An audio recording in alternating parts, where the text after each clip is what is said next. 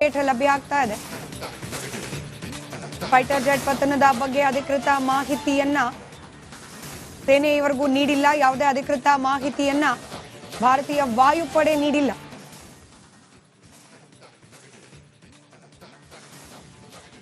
ಲಭ್ಯವಾಗಿರುವ ದೃಶ್ಯಗಳು ಹಾಗೆ Dubai air ಶೋನ ಮೂಲಗಳಿಂದ ಲಭ್ಯವಾಗ್ತಿರುವ ಮಾಹಿತಿಗಳ ಮೂಲಕ ಸದ್ಯಕ್ಕೆ ತೇಜಸ್ ಫೈಟರ್ ಜೆಟ್ ಪತನ ಆಗಿದೆ ಅನ್ನೋ ಮಾಹಿತಿ ಅಂತೂ ಇದೆ.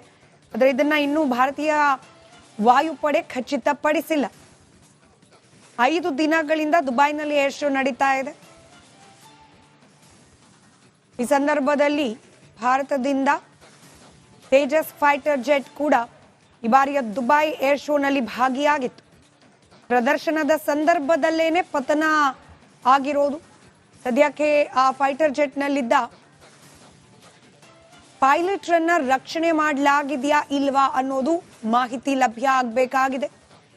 ಆದರೆ ಪತನವಾಗಿರುವ ದೃಶ್ಯಗಳನ್ನ ಗಮನಿಸಿದ್ರೆ ಆ ಭಾರಿ ಸ್ಫೋಟ ಹಾಗೆ ಅಲ್ಲಿ ಆವರಿಸಿರುವ ದಟ್ಟ ಹೊಗೆ ಇದನ್ನೆಲ್ಲ ಗಮನಿಸ್ತಾ ಇದ್ರೆ ಒಂದು ವೇಳೆ ವಿಮಾನದಲ್ಲೇ ಉಳಿದಿದ್ರೆ ಪೈಲಟ್ ಮೃತಪಟ್ಟಿರಬಹುದು ಅನ್ನೋ ಶಂಕೆ ಕೂಡ ಇದೀಗ ಕಾಡ್ತಾ ಇರೋದು. ಡೀಟೇಲ್ಸ್ ನಮ್ಮ ಪ್ರತಿನಿಧಿ ರಂಜಿತ್ ನೀಡ್ತಾ ಇದ್ರು. ರಂಜಿತ್, ಪೈಲಟ್ ಮೃತಪಟ್ಟಿರುವ ಆತಂಕ ಜೊತೆಗೆ ಶಂಕೆ ಆದ್ರೆ ಇನ್ನು ಭಾರತೀಯ ವಾಯುಪಡೆ ಕಡೆಯಿಂದ ಯಾವುದೇ ರೀತಿಯ ಖಚಿತ ಮಾಹಿತಿಗಳು ಲಭ್ಯ ಆಗ್ತಾ ಇಲ್ಲ ಈ ಬಗ್ಗೆ. ಖಂಡಿತ ಸ್ಮಿತಾ, ಪ್ರಾಥಮಿಕವಾಗಿ ಈಗ ಅಲ್ಲಿ ಆ ಅಪಘಾತದ ದೃಶ್ಯಗಳನ್ನ ನೋಡಿದಾಗ ತೇಜಸ್ ಯುದ್ಧ ವಿಮಾನ ಪತನ ಆಗಿದೆ ಅನ್ನೋದು ಈಗ ಪ್ರಾಥಮಿಕವಾಗಿ ಸಿಕ್ಕಿರುವಂತ ಮಾಹಿತಿ. ಆದರೆ ಯಾವುದೇ ಅಧಿಕೃತವಾದಂತಹ ಮಾಹಿತಿ ಇಲ್ಲಿವರೆಗೂ ಕೂಡ ಲಭ್ಯ ಆಗಿಲ್ಲ. ಸುಮಾರು 5 ದಿನಗಳಿಂದ ನಡೀತಾ ಇರುವಂತಹ ಈ ಏರ್ ಶೋನಲ್ಲಿ ಭಾರತದ ನಿರ್ಮಿತ ಸ್ವದೇಶಿ ನಿರ್ಮಿತ ತೇಜಸ್ ಯುದ್ಧ ವಿಮಾನವು ಕೂಡ ಭಾಗಿಯಾಗಿತ್ತು. ಇದರ ಕ್ಷಮತೆಯನ್ನು ನಾವು ಗಮನಿಸ್ತಾ ಹೋದ್ರೆ ಸುಮಾರು ಗರಿಷ್ಠ 1350 ಕಿಲೋಮೀಟರ್ ಗಂಟೆಗೆ ವೇಗವಾಗಿ ಹಾರಬಹುದು. ಮತ್ತೆ 5300 kgಯಷ್ಟು ಆಂಪ್ಸ್ಗಳನ್ನು ಹೊಂದಿರುತ್ತದೆ ಈ ಒಂದು ಯುದ್ಧ ವಿಮಾನ, ತೇಜಸ್ ಯುದ್ಧ ವಿಮಾನ. 2025ರ ಸೆಪ್ಟೆಂಬರ್ನಲ್ಲಿ ಭಾರತೀಯ ವಾಯುಪಡೆಗೆ ಮೊದಲ 2 MK-1A ರೂಪಾಂತರದ ತೇಜಸ್ ಯುದ್ಧ ವಿಮಾನ ಸೇರ್ಪಡೆಯಾಗುತ್ತೆ.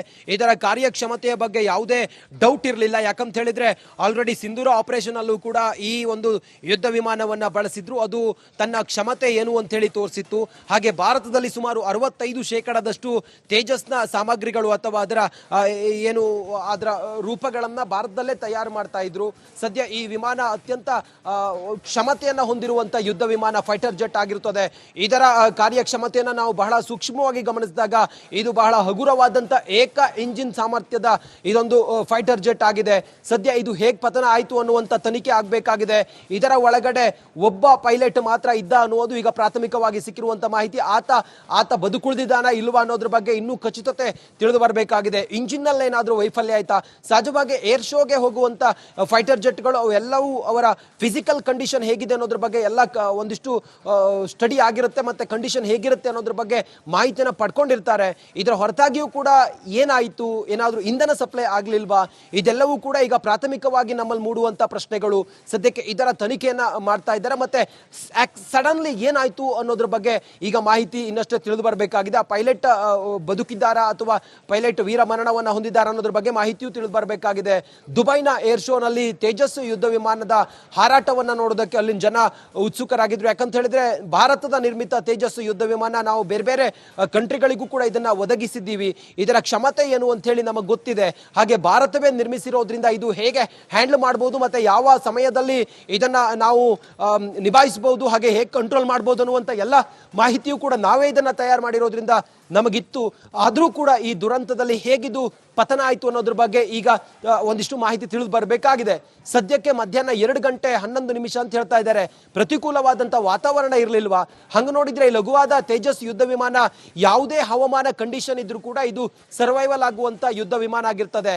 ಆದ್ರೆ ಏನಾಗಿದೆ, ಟೆಕ್ನಿಕಲಿ ಏನು ಪ್ರಾಬ್ಲಮ್ ಆಗಿದೆ, ತಾಂತ್ರಿಕವಾಗಿ ದೋಷ ಏನಾದರೂ ಉಂಟಾಯ್ತಾ ಅಥವಾ ಪೈಲಟ್ ಏನಾದರೂ ಇದರಲ್ಲಿ ಆತನ ಏನಾದರೂ ಹೆಚ್ಚು ಕಮ್ಮಿ ಆಯ್ತು ಅನ್ನೋದ್ರ ಬಗ್ಗೆಯೂ ಕೂಡ ಮಾಹಿತಿ ತಿಳಿದು ಬರಬೇಕಾಗಿದೆ.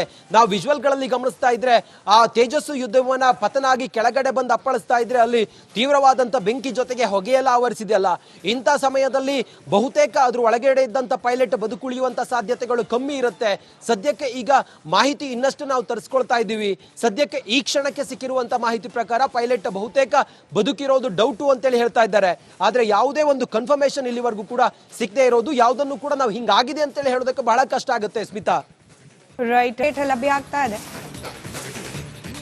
ಫೈಟರ್ ಜೆಟ್ ಪತನದ ಬಗ್ಗೆ ಅಧಿಕೃತ ಮಾಹಿತಿಯನ್ನ ಸೇನೆ ಇವರೆಗೂ ನೀಡಿಲ್ಲ. ಯಾವುದೇ ಅಧಿಕೃತ ಮಾಹಿತಿಯನ್ನ ಭಾರತೀಯ ವಾಯುಪಡೆ ನೀಡಿಲ್ಲ.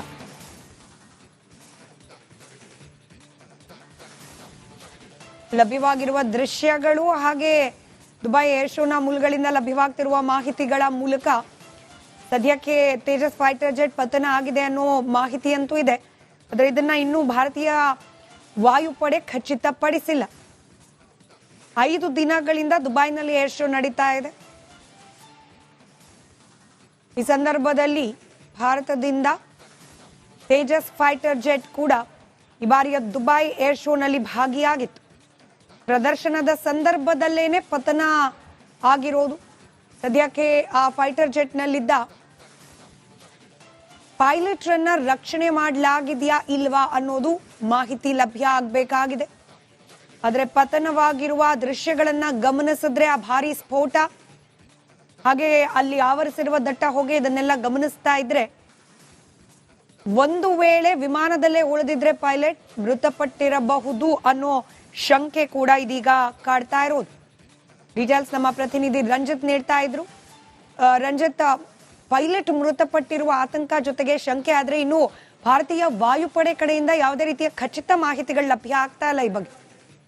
ಖಂಡಿತ ಸ್ಮಿತಾ, ಪ್ರಾಥಮಿಕವಾಗಿ ಈಗ ಅಲ್ಲಿ ಆ ಅಪಘಾತದ ದೃಶ್ಯಗಳನ್ನ ನೋಡಿದಾಗ ತೇಜಸ್ ಯುದ್ಧ ವಿಮಾನ ಪತನ ಆಗಿದೆ ಅನ್ನೋದು ಈಗ ಪ್ರಾಥಮಿಕವಾಗಿ ಸಿಕ್ಕಿರುವಂತ ಮಾಹಿತಿ. ಆದ್ರೆ ಯಾವುದೇ ಅಧಿಕೃತವಾದಂತಹ ಮಾಹಿತಿ ಇಲ್ಲಿವರೆಗೂ ಕೂಡ ಲಭ್ಯ ಆಗಿಲ್ಲ. ಸುಮಾರು 5 ದಿನಗಳಿಂದ ನಡೀತಾ ಇರುವಂತಹ ಈ ಏರ್ ಶೋನಲ್ಲಿ ಭಾರತದ ನಿರ್ಮಿತ ಸ್ವದೇಶಿ ನಿರ್ಮಿತ ತೇಜಸ್ ಯುದ್ಧ ವಿಮಾನವು ಕೂಡ ಭಾಗಿಯಾಗಿತ್ತು. ಇದರ ಕ್ಷಮತೆಯನ್ನು ನಾವು ಗಮನಿಸ್ತಾ ಹೋದ್ರೆ ಸುಮಾರು ಗರಿಷ್ಠ 1350 ಕಿಲೋಮೀಟರ್ ಗಂಟೆಗೆ ವೇಗವಾಗಿ ಹಾರಬಹುದು. ಮತ್ತೆ 5300 kgಯಷ್ಟು ಆಂಪ್ಸ್ಗಳನ್ನು ಹೊಂದಿರುತ್ತದೆ ಈ ಒಂದು ಯುದ್ಧ ವಿಮಾನ, ತೇಜಸ್ ಯುದ್ಧ ವಿಮಾನ. 2025ರ ಸೆಪ್ಟೆಂಬರ್ನಲ್ಲಿ ಭಾರತೀಯ ವಾಯುಪಡೆಗೆ ಮೊದಲ 2 MK-1A ರೂಪಾಂತರದ ತೇಜಸ್ ಯುದ್ಧ ವಿಮಾನ ಸೇರ್ಪಡೆಯಾಗುತ್ತೆ. ಇದರ ಕಾರ್ಯಕ್ಷಮತೆಯ ಬಗ್ಗೆ ಯಾವುದೇ ಡೌಟ್ ಇರಲಿಲ್ಲ. ಯಾಕಂತ ಹೇಳಿದ್ರೆ ಆಲ್ರೆಡಿ ಸಿಂಧೂರ ಆಪರೇಷನ್ ಅಲ್ಲೂ ಕೂಡ ಈ ಒಂದು ಯುದ್ಧ ವಿಮಾನವನ್ನ ಬಳಸಿದ್ರು. ಅದು ತನ್ನ ಕ್ಷಮತೆ ಏನು ಅಂತ ಹೇಳಿ ತೋರಿಸಿತ್ತು. ಹಾಗೆ ಭಾರತದಲ್ಲಿ ಸುಮಾರು 65% ತೇಜಸ್ನ ಸಾಮಗ್ರಿಗಳು ಅಥವಾ ಅದರ ರೂಪಗಳನ್ನ ಭಾರತದಲ್ಲೇ ತಯಾರು ಮಾಡ್ತಾ ಇದ್ರು. ಸದ್ಯ ಈ ವಿಮಾನ ಅತ್ಯಂತ ಕ್ಷಮತೆಯನ್ನ ಹೊಂದಿರುವಂತ ಯುದ್ಧ ವಿಮಾನ ಫೈಟರ್ ಜೆಟ್ ಆಗಿರುತ್ತದೆ. ಇದರ ಕಾರ್ಯಕ್ಷಮತೆಯನ್ನ ನಾವು ಬಹಳ ಸೂಕ್ಷ್ಮವಾಗಿ ಗಮನಿಸಿದಾಗ ಇದು ಬಹಳ ಹಗುರವಾದಂತ ಏಕ ಇಂಜಿನ್ ಸಾಮರ್ಥ್ಯದ ಇದೊಂದು ಫೈಟರ್ ಜೆಟ್ ಆಗಿದೆ. ಸದ್ಯ ಇದು ಹೇಗೆ ಪತನ ಆಯಿತು ಅನ್ನುವಂತ ತನಿಖೆ ಆಗಬೇಕಾಗಿದೆ. ಇದರ ಒಳಗಡೆ ಒಬ್ಬ ಪೈಲಟ್ ಮಾತ್ರ ಇದ್ದ ಅನ್ನುವುದು ಈಗ ಪ್ರಾಥಮಿಕವಾಗಿ ಸಿಕ್ಕಿರುವಂತ ಮಾಹಿತಿ. ಆತ ಬದುಕುಳಿದಿದ್ದಾನ ಇಲ್ವಾ ಅನ್ನೋದ್ರ ಬಗ್ಗೆ ಇನ್ನೂ ಖಚಿತತೆ ತಿಳಿದು ಬರಬೇಕಾಗಿದೆ. ಇಂಜಿನ್ ನಲ್ಲಿ ಏನಾದ್ರೂ ವೈಫಲ್ಯ ಆಯ್ತಾ? ಸಹಜವಾಗಿ ಏರ್ ಶೋಗೆ ಹೋಗುವಂತ ಫೈಟರ್ ಜೆಟ್ಗಳು ಅವೆಲ್ಲವೂ ಅವರ ಫಿಸಿಕಲ್ ಕಂಡೀಷನ್ ಹೇಗಿದೆ ಅನ್ನೋದ್ರ ಬಗ್ಗೆ ಎಲ್ಲ ಒಂದಿಷ್ಟು ಸ್ಟಡಿ ಆಗಿರುತ್ತೆ. ಮತ್ತೆ ಕಂಡೀಷನ್ ಹೇಗಿರುತ್ತೆ ಅನ್ನೋದ್ರ ಬಗ್ಗೆ ಮಾಹಿತಿಯನ್ನು ಪಡ್ಕೊಂಡಿರ್ತಾರೆ. ಇದರ ಹೊರತಾಗಿಯೂ ಕೂಡ ಏನಾಯಿತು, ಏನಾದರೂ ಇಂಧನ ಸಪ್ಲೈ ಆಗ್ಲಿಲ್ವಾ, ಇದೆಲ್ಲವೂ ಕೂಡ ಈಗ ಪ್ರಾಥಮಿಕವಾಗಿ ನಮ್ಮಲ್ಲಿ ಮೂಡುವಂತ ಪ್ರಶ್ನೆಗಳು. ಸದ್ಯಕ್ಕೆ ಇದರ ತನಿಖೆಯನ್ನ ಮಾಡ್ತಾ ಇದ್ದಾರೆ. ಮತ್ತೆ ಸಡನ್ಲಿ ಏನಾಯ್ತು ಅನ್ನೋದ್ರ ಬಗ್ಗೆ ಈಗ ಮಾಹಿತಿ ಇನ್ನಷ್ಟು ತಿಳಿದು ಬರಬೇಕಾಗಿದೆ. ಆ ಪೈಲಟ್ ಬದುಕಿದ್ದಾರಾ ಅಥವಾ ಪೈಲಟ್ ವೀರ ಮರಣವನ್ನ ಹೊಂದಿದ್ದಾರಾ ಅನ್ನೋದ್ರ ಬಗ್ಗೆ ಮಾಹಿತಿಯೂ ತಿಳಿದು ಬರಬೇಕಾಗಿದೆ. ದುಬೈನ ಏರ್ ಶೋನಲ್ಲಿ ತೇಜಸ್ ಯುದ್ಧ ವಿಮಾನದ ಹಾರಾಟವನ್ನ ನೋಡೋದಕ್ಕೆ ಅಲ್ಲಿನ ಜನ ಉತ್ಸುಕರಾಗಿದ್ರು. ಯಾಕಂತ ಹೇಳಿದ್ರೆ ಭಾರತದ ನಿರ್ಮಿತ ತೇಜಸ್ ಯುದ್ಧ ವಿಮಾನ ನಾವು ಬೇರೆ ಬೇರೆ ಕಂಟ್ರಿಗಳಿಗೂ ಕೂಡ ಇದನ್ನ ಒದಗಿಸಿದ್ದೀವಿ. ಇದರ ಕ್ಷಮತೆ ಏನು ಅಂತ ಹೇಳಿ ನಮಗೆ ಗೊತ್ತಿದೆ. ಹಾಗೆ ಭಾರತವೇ ನಿರ್ಮಿಸಿರೋದ್ರಿಂದ ಇದು ಹೇಗೆ ಹ್ಯಾಂಡಲ್ ಮಾಡಬಹುದು ಮತ್ತೆ ಯಾವ ಸಮಯದಲ್ಲಿ ಇದನ್ನ ನಾವು ನಿಭಾಯಿಸಬಹುದು, ಹಾಗೆ ಹೇಗೆ ಕಂಟ್ರೋಲ್ ಮಾಡಬಹುದು ಅನ್ನುವಂತ ಎಲ್ಲ ಮಾಹಿತಿಯೂ ಕೂಡ ನಾವೇ ಇದನ್ನ ತಯಾರು ಮಾಡಿರೋದ್ರಿಂದ ನಮಗಿತ್ತು. ಆದರೂ ಕೂಡ ಈ ದುರಂತದಲ್ಲಿ ಹೇಗಿದು ಪತನ ಆಯಿತು ಅನ್ನೋದ್ರ ಬಗ್ಗೆ ಈಗ ಒಂದಿಷ್ಟು ಮಾಹಿತಿ ತಿಳಿದು ಬರಬೇಕಾಗಿದೆ. ಸದ್ಯಕ್ಕೆ ಮಧ್ಯಾಹ್ನ 2:11 ಅಂತ ಹೇಳ್ತಾ ಇದ್ದಾರೆ. ಪ್ರತಿಕೂಲವಾದಂಥ ವಾತಾವರಣ ಇರಲಿಲ್ವಾ? ಹಂಗೆ ನೋಡಿದ್ರೆ ಈ ಲಘುವಾದ ತೇಜಸ್ ಯುದ್ಧ ವಿಮಾನ ಯಾವುದೇ ಹವಾಮಾನ ಕಂಡೀಷನ್ ಇದ್ರೂ ಕೂಡ ಇದು ಸರ್ವೈವಲ್ ಆಗುವಂತ ಯುದ್ಧ ವಿಮಾನ ಆಗಿರ್ತದೆ. ಆದ್ರೆ ಏನಾಗಿದೆ, ಟೆಕ್ನಿಕಲಿ ಏನು ಪ್ರಾಬ್ಲಮ್ ಆಗಿದೆ, ತಾಂತ್ರಿಕವಾಗಿ ದೋಷ ಏನಾದರೂ ಉಂಟಾಯ್ತಾ ಅಥವಾ ಪೈಲಟ್ ಏನಾದರೂ ಇದರಲ್ಲಿ ಆತನ ಏನಾದರೂ ಹೆಚ್ಚು ಕಮ್ಮಿ ಆಯ್ತು ಅನ್ನೋದ್ರ ಬಗ್ಗೆಯೂ ಕೂಡ ಮಾಹಿತಿ ತಿಳಿದು ಬರಬೇಕಾಗಿದೆ. ನಾವು ವಿಜುವಲ್ಗಳಲ್ಲಿ ಗಮನಿಸ್ತಾ ಇದ್ರೆ ಆ ತೇಜಸ್ಸು ಯುದ್ಧ ವಿಮಾನ ಪತನ ಆಗಿ ಕೆಳಗಡೆ ಬಂದು ಅಪ್ಪಳಿಸ್ತಾ ಇದ್ರೆ ಅಲ್ಲಿ ತೀವ್ರವಾದಂಥ ಬೆಂಕಿ ಜೊತೆಗೆ ಹೊಗೆಯೆಲ್ಲ ಆವರಿಸಿದೆಯಲ್ಲ, ಇಂಥ ಸಮಯದಲ್ಲಿ ಬಹುತೇಕ ಅದ್ರ ಒಳಗಡೆ ಇದ್ದಂಥ ಪೈಲಟ್ ಬದುಕುಳಿಯುವಂಥ ಸಾಧ್ಯತೆಗಳು ಕಮ್ಮಿ ಇರುತ್ತೆ. ಸದ್ಯಕ್ಕೆ ಈಗ ಮಾಹಿತಿ ಇನ್ನಷ್ಟು ನಾವು ತರಿಸ್ಕೊಳ್ತಾ ಇದ್ದೀವಿ. ಸದ್ಯಕ್ಕೆ ಈ ಕ್ಷಣಕ್ಕೆ ಸಿಕ್ಕಿರುವಂಥ ಮಾಹಿತಿ ಪ್ರಕಾರ ಪೈಲಟ್ ಬಹುತೇಕ ಬದುಕಿರೋದು ಡೌಟು ಅಂತೇಳಿ ಹೇಳ್ತಾ ಇದ್ದಾರೆ. ಆದರೆ ಯಾವುದೇ ಒಂದು ಕನ್ಫರ್ಮೇಶನ್ ಇಲ್ಲಿವರೆಗೂ ಕೂಡ ಸಿಗದೆ ಇರೋದು, ಯಾವುದನ್ನು ಕೂಡ ನಾವು ಹಿಂಗಾಗಿದೆ ಅಂತೇಳಿ ಹೇಳೋದಕ್ಕೆ ಬಹಳ ಕಷ್ಟ ಆಗುತ್ತೆ ಸ್ಮಿತಾ. ರೈಟ್.